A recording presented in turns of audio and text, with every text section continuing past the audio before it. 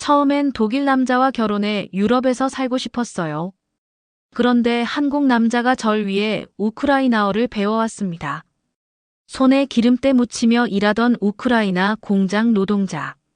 서유럽을 꿈꾸며 독일로 향했지만 돌아온 건 차가운 시선뿐이었죠. 그런데 한 남자가 카메라를 들고 그녀 앞에 나타납니다. 저 한국에서 왔어요. 그렇게 시작된 한국 남자와의 인연, 그녀는 결국 이렇게 말했습니다.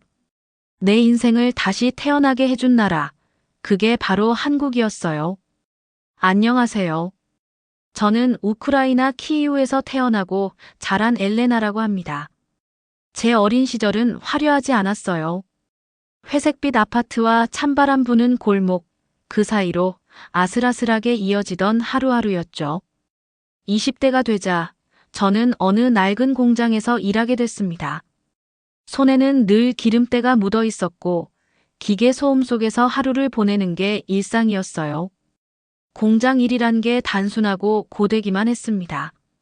무겁고 투박한 부품들을 나르고 어깨가 뻐근할 때쯤이면 점심시간이 됐죠. 그 시간엔 동료들과 휴게실에 모여 간단히 빵을 나눠 먹으며 숨을 돌렸습니다. 하지만 그 빵조차도 공장 근처 시장에서 제일 싼 걸로 사온 거였어요. 웃음소리는 있었지만 마음 깊은 곳엔 늘 막막함이 깔려 있었죠. 그때 저희가 가장 많이 했던 말이 뭔지 아세요? 언젠가는 떠나야지. 독일, 프랑스, 아니면 조금 더 멀리 미국. 서유럽으로 나가면 더 나은 삶이 있을 거라고 믿었어요. 키이우의 공장 생활을 벗어나면 따뜻한 집과 안정된 일자리, 그리고 우리를 존중해주는 사람이 있을 거라 생각했어요. 저도 그랬습니다. 새벽까지 일한 다음 날, 피곤한 몸으로 기계 앞에 앉아 있으면서도 지금 참으면 언젠가 독일에 가서 새 삶을 살 수 있을 거야라고 스스로를 다독였어요. 친구들 사이에서도 비슷한 말들이 오갔습니다. 누구는 이미 독일 파견을 다녀왔다고 자랑했고, 누구는 파견을 위해 독일어를 배우기 시작했다며 의지를 불태웠죠. 저도 그중 한 명이었어요. 그러던 어느 날 공장 게시판에 종이 한 장이 붙었습니다. 독일 파견 근로자 모집. 그 글자를 보는 순간 심장이 벌렁거렸어요. 마치 저를 위한 문이 열린 것 같았거든요. 손이 떨릴 정도로 긴장하면서도 지원서를 꼼꼼히 작성했어요. 자필로 적어내려간 그 글씨에 제 모든 희망을 담았다고 해도 과언이 아니었습니다. 며칠 후 합격 통보를 받았어요. 믿기지 않았습니다. 어쩌면 진짜 독일로 갈 수 있겠다는 생각에 밤잠을 설쳤습니다. 그리고 마침내 몇 명의 동료들과 함께 비행기를 타고 독일 땅을 밟았어요. 그때까지 저는 몰랐습니다. 그곳에서 제 인생의 방향이 완전히 바뀌게 될 거란 걸요. 기숙사에 도착했을 때 저희가 지낼 집은 생각보다 소박했어요. 원래 기숙사로 지어진 곳이 아니라 시골 마을의 주택을 빌려 개조한 곳이었죠. 낡은 나무 바닥은 삐걱거렸고 창문 너머로는 끝없는 들판이 펼쳐졌습니다. 그래도 키이우에서 살던 회색 아파트보단 따뜻했어요. 난방도 잘 나왔고 욕실에서 따뜻한 물도 잘 나왔으니까요. 공장 일은 이전과 크게 다르지 않았습니다. 여전히 기계를 다루고 부품을 나르고 하루 종일 서서 일했어요. 하지만 월급은 확실히 높았죠. 키이우에서 벌던 것의 2배 정도 됐으니까요. 손에 닿는 돈이 많아지니 마음도 조금은 여유로워졌어요. 주말이면 친구들과 시내로 나가기도 했습니다. 택시를 타고 30분쯤 가면 번화가가 나왔고 맥주집이나 쇼핑센터가 우리를 반겨줬어요. 빨간 원피스를 꺼내 입고 거리를 걷는 것도 오랜만이었습니다. 거기엔 꿈꾸던 유럽이 조금씩 담겨 있었죠. 그러던 어느 날 술집에서 한 독일 남자를 만났습니다. 금발의 키도 크고 웃는 얼굴이 참 따뜻했어요. 저와 이야기를 나누면서 흥미롭다며 미소 짓던 그 모습이 인상 깊었어요. 저도 모르게 마음이 움직이기 시작했죠. 이 사람이 내 인생을 바꿔줄지도 몰라 그런 기대가 생겼습니다.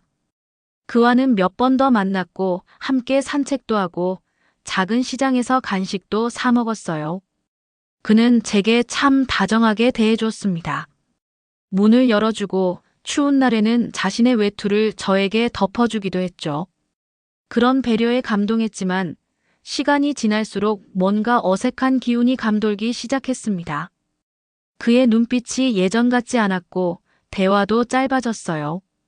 마치 거리를 두려는 듯한 태도가 느껴졌죠. 그리고 마침내 어느 날 술자리에서 그가 던진 말에 제 가슴이 철렁 내려앉았어요. 동유럽 여자들은 다 똑같지.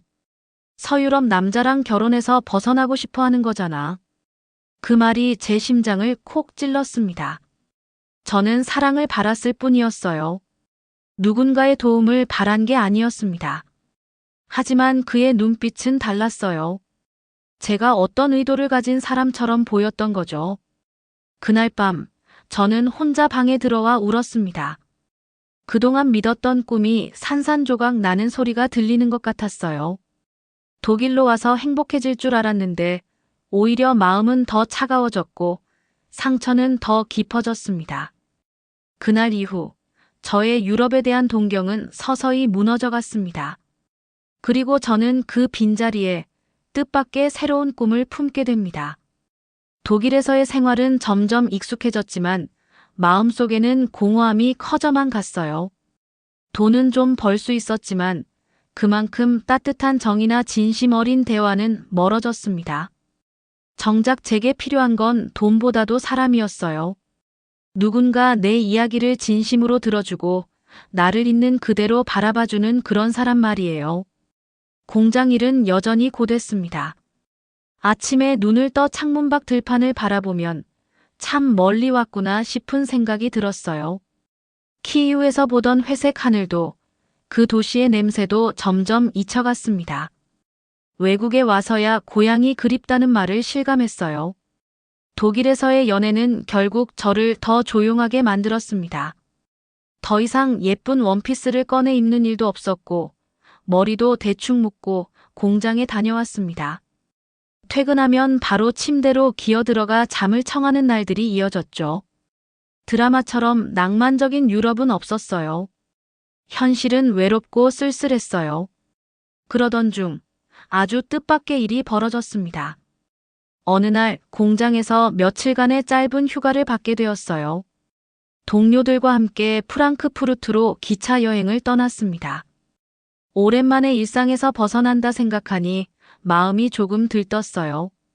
기차 창밖으로 펼쳐진 유럽의 풍경을 보면서도 뭔가 좋은 일이 생기지 않을까 하는 기대가 스쳤습니다. 프랑크푸르트 중심 광장에 도착해 저희는 큰 분수대 옆에 앉았어요. 햇볕은 따뜻했고 바람도 부드럽게 불었어요. 사람들은 삼삼오오 모여 사진을 찍고 있었고 저희도 기념사진 하나쯤 남기고 싶다는 생각이 들었죠. 그때였습니다. 한 남자가 다가왔어요. 검은색 카메라를 목에 걸고 있었고 말끔한 셔츠를 입은 사람이었어요. 그는 조심스러운 미소를 지으며 우리에게 말을 걸었습니다. 혹시 사진 한 장 찍어드릴까요? 독일어나 영어가 아닌 또렷한 한국어 억양이 섞인 영어였어요. 그 순간 제 가슴이 덜컥 내려앉았습니다. 한국인이구나. 드라마에서 보던 그 낯익은 분위기의 남자. 현실에선 처음 마주한 한국 남자였어요. 저희는 너무 놀란 나머지 서로 얼굴을 마주보고 웃기 시작했어요.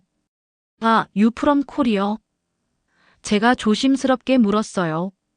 그는 고개를 끄덕이며 환하게 웃었어요.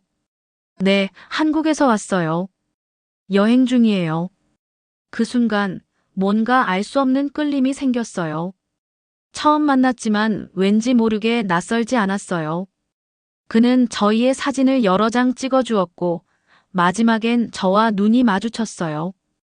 카메라 너머로 마주친 그의 눈빛은 따뜻했어요. 아무 말 없이도 위로받는 느낌이었죠. 사진을 다 찍고 난 후 우리는 자연스럽게 대화를 이어갔어요. 제가 동유럽에서 독일로 파견 근무 왔다는 이야기, 그리고 그가 프랑크푸르트에 출장 겸 여행을 왔다는 이야기를 나눴어요. 영어로 소통했지만 가끔은 번역기를 꺼내 서로의 말을 확인하며 웃기도 했죠. 그 순간들이 어쩐지 소중하게 느껴졌어요. 그의 이름은 정우 씨였습니다. 한국에서는 디자인 관련 일을 한다고 했고 사람들과의 소통을 좋아해서 여행을 다니며 사진을 찍는 걸 취미로 삼고 있었대요. 사람마다 얼굴에 이야기가 있다고 생각해요. 그의 말이 아직도 기억나요. 저는 그날 밤 잠들기 전까지 계속 그 사람을 떠올렸습니다. 핸드폰에는 정우 씨가 찍어준 사진들이 저장되어 있었고 그 사진들을 보며 저도 모르게 미소를 지었어요. 오랜만에 제 얼굴에서 웃음이 피어났던 것 같았어요. 다음 날 우리는 인스타그램으로 연락을 주고받았고 급하게 작은 식당에서 저녁 식사를 함께 하기로 했어요. 독일의 어느 작은 골목에 자리한 조용한 레스토랑이었어요. 그날 우리는 마주 앉아 음식을 나누며 더 많은 이야기를 했습니다. 말은 완벽히 통하지 않았지만 마음이 전달되는 느낌이었어요. 가끔은 그가 말끝마다 맞죠? 라고 조심스럽게 웃으며 확인하는 모습이 귀엽게 느껴졌어요. 저도 익숙하지 않은 한국어 인사말을 따라 해봤고 그는 우크라이나어로 고마워요 라고 말하려 애썼어요. 식사가 끝날 무렵 저는 다시 생각했어요. 이 만남이 단순한 우연일까? 아니면 뭔가 더 깊은 인연이 시작되는 걸까? 정우 씨와 헤어진 후에도 우리는 계속 연락을 주고받았고 시간은 그렇게 흘러갔습니다. 그리고 며칠 후 저는 키이우로 돌아가기 전 정우 씨와 마지막으로 공원에서 다시 만났습니다. 그가 제게 말했어요. 언젠가 꼭 한국으로 초대하고 싶어요. 당신이 좋아할 만한 곳이 참 많거든요. 그 말을 듣고 제 마음속에 작은 불씨가 피어올랐어요. 한국. 그저 드라마 속의 나라였던 그곳이 이제는 조금씩 현실로 다가오고 있었습니다. 키이우로 돌아온 뒤에도 정우 씨는 여전히 제 일상 속에 머물러 있었어요. 프랑크푸르트에서의 짧은 만남이 마치 오래된 기억처럼 자꾸 떠올랐고 그날 그가 건넨 미소와 말투, 작은 손짓 하나까지도 자꾸 생각났어요. 그런데 이상하게도 그리움은 시간이 갈수록 더 깊어졌습니다. 정우 씨는 그 후에도 꾸준히 연락을 주었어요. 하루라도 안부를 묻지 않는 날이 없었고 번역기를 써가며 보낸 그의 메시지 하나하나에는 진심이 느껴졌습니다. 그 사람이 제게 보여주는 따뜻한 말과 배려는 독일에서 느꼈던 차가운 시선과는 너무도 달랐어요. 공장에서 힘든 하루를 보내고 집에 돌아와 핸드폰을 열면 그의 메시지가 기다리고 있었어요. 오늘도 고생 많았어요. 저도 그에게 우크라이나식 인사를 보내며 답장을 했고 서로의 언어를 배우는 듯한 시간이 이어졌어요. 그렇게 몇 달이 흘렀고 어느 순간 우리는 자연스럽게 영상통화를 하기 시작했어요. 처음엔 얼굴을 보여주는 게 쑥스러웠지만 이내 익숙해졌습니다. 그는 웃는 모습이 참 따뜻한 사람이었어요. 조용히 웃으며 제 말을 들어주는 그의 얼굴을 보며 저도 모르게 그에게 마음이 기울고 있다는 걸 느꼈어요. 나중에 정말 한국에 오면 꼭 같이 가고 싶은 식당이 있어요. 어느 날 정우 씨가 그렇게 말했어요. 한강에서 야경 보면서 산책하는 것도 좋고 겨울엔 눈 오는 날 남산 올라가면 정말 예뻐요. 그 말을 듣는 순간 제 마음속에 그려지던 한국의 이미지가 달라졌습니다. 드라마 속 나라가 아닌 정우 씨와 함께 걷고 싶은 실제의 공간이 되어버렸죠. 그가 말하는 모든 장소가 마치 꿈처럼 느껴졌고 나도 언젠가 그곳에 설 수 있을까 하는 생각이 들었어요. 하지만 현실은 그리 간단하지 않았어요. 저는 다시 공장에서 일하고 있었고 매일같이 기름때 묻은 손으로 부품을 나르며 살았어요.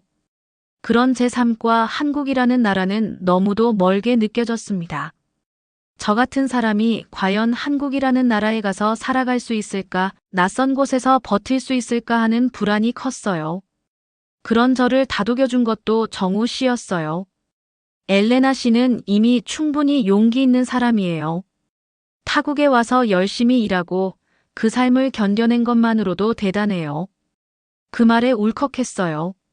제가 누구에게 인정받고 이해받는 느낌을 받은 게 정말 오랜만이었거든요.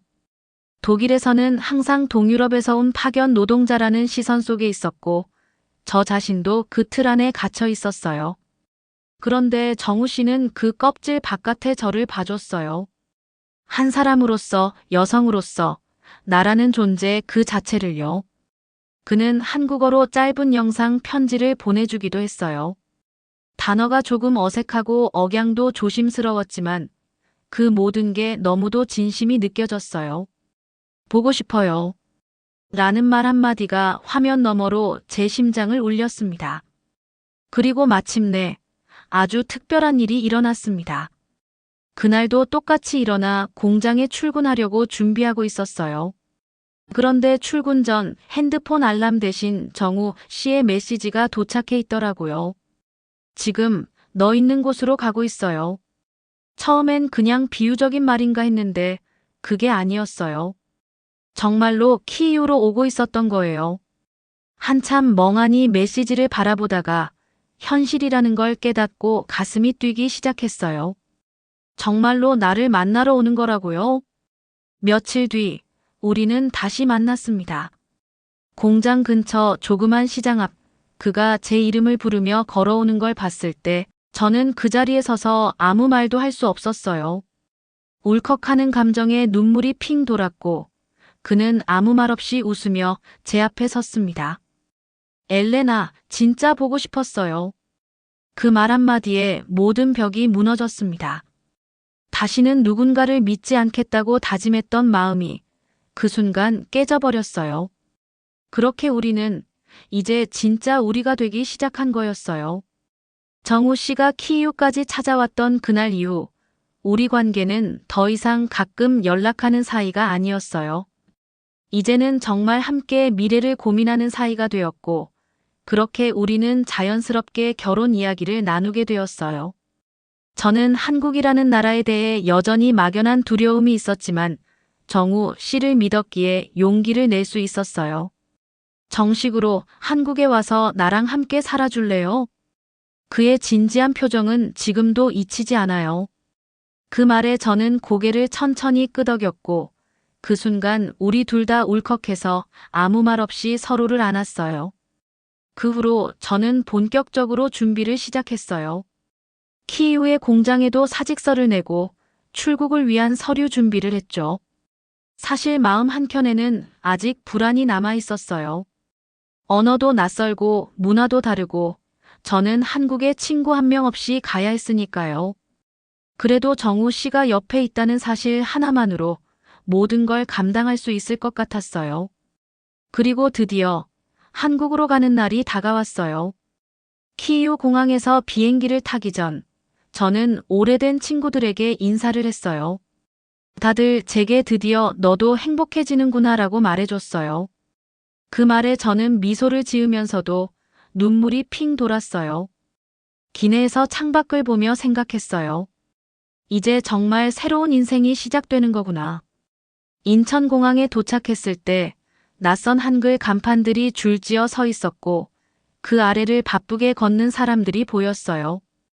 저는 다소 긴장된 마음으로 입국 심사를 마치고 나왔어요. 그리고 출구를 나서자 익숙한 얼굴이 활짝 웃으며 저를 기다리고 있었어요. 엘레나, 여기 있어요. 정우 씨였어요. 그 순간 온몸에서 긴장이 풀리면서 눈물이 터져 나왔어요. 그는 한 걸음에 달려와 저를 안아주었고 저는 그 품 안에서 울고 말았어요. 정말 여기까지 왔구나.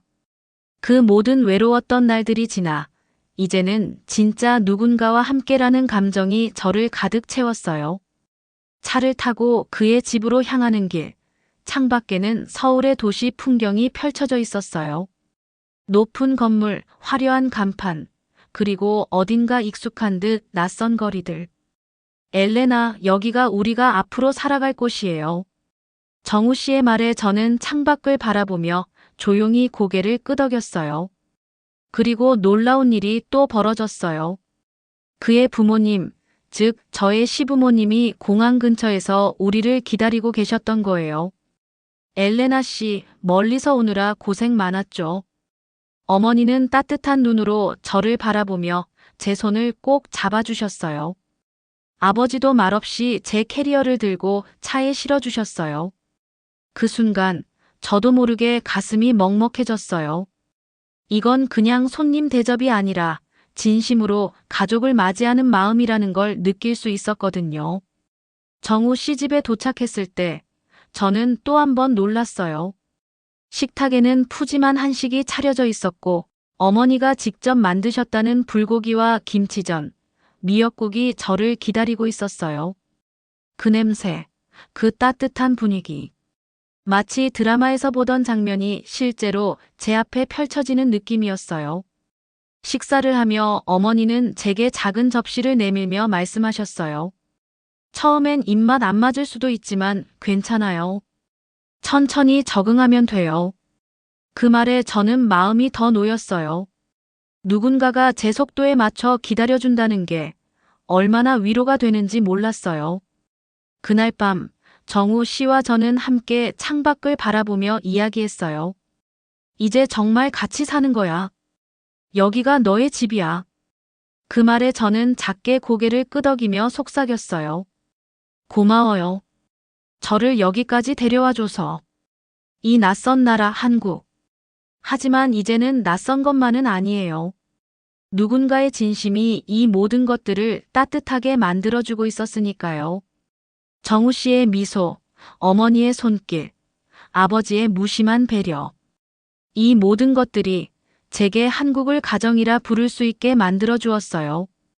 한국에서의 첫날들은 솔직히 정신이 하나도 없었어요. 모든 게 새롭고 낯설었지만 이상하게 불편하진 않았어요. 낯설지만 따뜻한 느낌. 그게 참 이상했어요. 정우 씨와 함께 동네를 걷고 시장을 둘러보며 하나하나 배워나갔죠. 시장 골목에서는 아줌마들이 활기차게 말을 건넸고 상인들은 처음 오셨죠? 하며 친절하게 웃어주셨어요. 제가 외국인이라는 걸 바로 알아차리셨지만 경계하거나 부담스러워하는 눈빛은 아니었어요. 오히려 아이고 한국 음식 괜찮아요? 하며 김 한 장 더 얹어주시고 반찬도 덤으로 주셨죠. 어느 날은 동네 아주머니 한 분이 김장 담그는데 같이 해봐요 하고 손을 끌더라고요. 그날 저는 평생 처음으로 고무장갑을 끼고 배추에 양념을 발랐어요. 손끝이 얼얼하고 매운 양념 냄새에 눈물이 찔끔 났지만 그 속에 웃음이 있었어요. 엘레나 씨, 손맛이 있네. 내년 김장은 당신이 책임져요. 그 말에 저도 웃었죠. 마음이 참 따뜻해졌어요. 집에서는 시어머니께 요리를 배우기 시작했어요. 처음에는 김치를 너무 맵게 담갔다고 해서 모두가 고개를 흔들었지만 나중엔 엘레나 김치가 제일 맛있다고 말해주셨어요. 그런 말 한마디가 얼마나 힘이 되는지 몰라요. 정우 씨는 출근할 때마다 아침밥을 꼭 먹고 가요. 처음엔 당신은 피곤하니까 자도 되라고 했지만 저는 괜히 이른 아침에 눈이 떠졌어요. 따뜻한 국을 끓이고 밥을 지으며 제 스스로가 가족이 되었다는 걸 느꼈어요. 그 전까지는 늘 누군가의 집에 손님처럼 살았는데 이곳은 제가 만든 집이었어요. 그리고 어느 날 정말 놀라운 일이 있었어요. 제가 임신을 했다는 걸 알게 된 거예요. 병원에서 초음파를 보고 심장이 뛰고 있네요 라고 말하는 의사의 말에 저는 눈물이 났어요. 그 작은 점 하나가 저희 가족의 새로운 시작이었어요. 정우 씨는 병원 로비에서 저를 꼭 안아줬어요. 우리 진짜 가족이 됐네. 그 말이 얼마나 따뜻했는지 몰라요. 저는 그 순간 키이우의 회색 하늘과 기름 냄새 나던 공장 대신 이 따뜻한 작은 생명을 떠올렸어요. 임신하고 나서는 동네 아주머니들이 더 살갑게 챙겨주셨어요. 누군가는 미역국을 끓여오셨고 누군가는 아기용 천 기저귀를 주셨어요. 저는 놀랐어요. 이웃이란 게 이렇게 서로 도우며 사는 거구나 싶었죠. 독일에서는 솔직히 아파트 옆집 사람 얼굴도 몰랐거든요. 그리고 하나 더 저는 한국어를 본격적으로 배우기 시작했어요. 사실 처음엔 자신 없었어요. 한글은 그림 같고 발음은 너무 어려웠거든요. 그런데 아이가 태어나면 저는 엄마가 될 사람이잖아요. 아이와 소통하려면 엄마의 언어로 말해줘야 한다고 생각했어요. 그래서 매일 1시간씩 동네 문화센터에 가서 한국어를 배웠어요. 선생님도 참 친절하셨어요. 저처럼 결혼 이민 온 친구들도 많아서 서로 한국어로 어색하게 대화하며 웃고 배워갔어요. 밥 먹었어요? 같은 일상적인 말도 처음엔 너무 어려웠는데 지금은 자연스럽게 말하게 됐죠. 정우 씨는 늘 말했어요. 엘레나, 천천히 해도 괜찮아. 나는 내가 지금처럼 웃기만 해도 행복해. 그 말이 제게 얼마나 큰 위로였는지 몰라요. 저를 바꾸려고 하거나 강요하지 않고 그저 옆에 있어주는 사람. 그게 진짜 가족이구나 싶었어요. 그리고 저는 한국에서 일도 조금씩 시작하게 되었어요. 물론 아직은 집에서 간단한 번역이나 온라인 상담 같은 일이었지만 제 이름으로 일하고 제가 번 돈으로 남편과 아이에게 선물을 살 수 있다는 게 얼마나 벅찬 기쁨인지 모릅니다. 그러고 보면 독일에서 만났던 토마스와 비교했을 때 정우 씨는 저를 정말 다르게 대해줬어요. 토마스는 겉으론 다정했지만 결국은 저를 동유럽 여자라는 시선으로 판단했죠. 그에 반해 정우 씨는 제 이름을 불러주고 제 이야기를 들어주며 제 과거까지 존중해줬어요. 어느새 시간이 흘러 저는 이제 한국이라는 나라에서 자연스럽게 살아가고 있어요. 시장에서 상인들과 가격 흥정을 하고 아이를 안고 공원을 산책하고 이웃과 함께 김장도 하고 그 모든 것들이 이젠 낯설지 않아요. 그리고 가끔 키이우에 남아있는 친구들과 연락할 때면 말해요. 한국은 단지 남편 때문에 온 나라가 아니야. 내가 나답게 살아갈 수 있게 해준 나의 두 번째 고향이야. 아이가 태어난 그날, 저는 다시 한번 한국이라는 나라에 대해 생각하게 되었어요. 병실에서 남편과 함께 신생아를 바라보며 조용히 울었죠. 너무 작은 생명인데 세상에서 제일 큰 기쁨을 주더라고요. 그리고 저는 알았어요. 이곳이 내가 정말 원하는 삶의 장소라는 걸요. 산후조리를 하면서 친구들과 연락이 잦아졌어요. 키이우에서 함께 공장에서 일하던 친구들, 독일 파견같이 갔던 동료들, 그리고 아직도 유럽행을 준비하는 몇몇 지인들까지. 엘레나, 진짜 한국 괜찮아? 너 진짜 행복해 보여. 그 말이 낯설지 않게 들렸어요. 응, 진짜 괜찮아. 너무 고맙고 따뜻한 곳이야. 서유럽의 화려함은 없어도 내가 인간답게 살아갈 수 있는 나라야. 그 말에 친구들은 처음엔 반신반의했어요. 한국이 좋다니. 그 말이 이해가 안 됐던 거죠. 서유럽이 늘 꿈의 종착지처럼 여겨졌던 우리가 한국이라는 아시아의 한 나라를 행복의 땅이라고 말하는 것 자체가 새로웠을 테니까요. 그래서 저는 친구들에게 사진을 보냈어요. 아이가 웃는 사진, 남편이 김치찌개를 끓여주는 사진, 겨울의 따뜻한 온돌 위에서 가족이 함께 밥 먹는 풍경. 그 사진들을 본 친구들은 말했죠. 이건 드라마 아니야? 거짓말 같아. 하지만 이건 거짓이 아니에요. 물론 어려운 점도 있었어요. 문화 차이도 있었고 언어도 쉽지 않았고 외로움도 있었죠. 그렇지만 한국이라는 나라는 적어도 저를 하나의 인격체로 존중해주는 곳이었어요. 그렇게 시간이 흐르면서 조금씩 변하는 친구들도 생겼어요. 어떤 친구는 한국어를 배우기 시작했고 어떤 친구는 진지하게 한국 남성과 국제 결혼을 고려하게 되었고 심지어 한 친구는 저와 같은 길을 걷기 위해 한국행 비행기표를 예매했어요. 그리고 저는 깨달았어요. 내가 이곳에 온 이유는 단순히 사랑 때문만은 아니었구나. 이곳에서 느끼는 따뜻함과 존중, 그걸 다른 이들에게도 전하고 싶었구나. 그래서 저는 요즘 작은 블로그를 운영하고 있어요. 우크라이나 여자의 한국살이라는 이름으로요.